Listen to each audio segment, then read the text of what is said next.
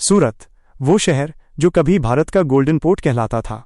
17वीं सदी में यही वो जगह थी जहां डच, इंग्लिश, फ्रेंच और पुर्तगाली व्यापारी अपने व्यापार के लिए बसे थे। इन्हीं में से एक था माइनस डच कब्रिस्तान, जिसे आज हम डच सेमेट्री या डच गार्डन के नाम से जानते हैं। ये कब्रिस्तान सूरत के पुराने भाग में स्थित है, जहां 17वीं और 18वीं सदी के डच अधिकारियों और व्यापारियों की स्मृतियां आज भी पत्थरों में जीवित हैं। यहाँ के मकबरे यूरोपीय और भारतीय स्थापत्य कला का अनोखा संगम है। गुंबद भारतीय शैली के, तो स्तंभ और मेहराबें यूरोपीय डिजाइन की। कहा जाता है कि डच ईस्ट इंडिया कंपनी ने 1616 में सूरत में अपना व्यापारिक केंद्र बनाया था। उस दौर में सूरत भारत का सबसे व्यस्त बंदरगाह था, जहां से यूरोप तक व्यापार होता था। मसाले, रेशम और मोती की खुशबू इस शहर की पहचान थी। खंड 2, मकबरों के प्रकार और प्रमुख हस्तियां। नया टेक्स्ट। अगर आप इस कब्रिस्तान में ध्यान दें तो यहाँ आपको दो मुख्य प्रकार की कब्रें मिलेंगी। एक है टॉम्बस्टोन, जो छोटी, साधारण और पत्थर से ढकी हुई कब्रें हैं, और दूसरी सबसे खास है मौसोलियम।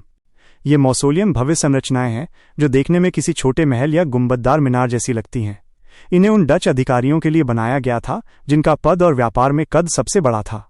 इन मकबरों का आकार उस व्यक्ति के जीवन काल के सामुदायिक रुतबे को दर्शाता है। इस ऐतिहासिक स्थल पर दफन है कई प्रमुख डच हस्तियां। इन्हीं में सबसे मशहूर है डच गवर्नर ग्रैंडियस मोजे का मकबरा, जो यहाँ की सबसे बड़ी संरचना मानी जाती है। इसके अलावा डच ईस्ट इंडिया कंपनी के शीर्ष अधिकारी रहे हेनरी एड्रियान वैन रीडे का भव्य मकबरा भी यहीं मौजूद है, जिसका निर्माण तकरीबन 1691 में हुआ था। ये मकबरा डच और मुगल वास्तुकला के मिश्रण का एक शानदार उदाहरण है, जो उस दौर के भारत यूरोप संबंधों की कहानी कहता है। खंड 3, विरासत और निष्कर्ष। नया निष्कर्ष। इन मकबरों की वास्तुकला भले ही यूरोपीय हो, लेकिन इनकी बनाने की तकनीक और पत्थर की नक्काशी पर भारतीय कारीगरी की छाप साफ दिखती है। कई मकबरे तो 5 खंभों पर बने हैं, जो भारत में बहुत ही अनोखी शैली मानी जाती है। ये स्मारक हमें याद दिलाते हैं कि सूरत सिर्फ भारतीय संस्कृति का नहीं, बल्कि 300 सालों से अधिक के अंतर्राष्ट्रीय इतिहास का गवाह रहा है। आज ये कब्रिस्तान कटारगाम गेट के पास शांत पड़ा है, और सूरत के लोग इसे सैर और शांति के लिए उपयोग करते हैं।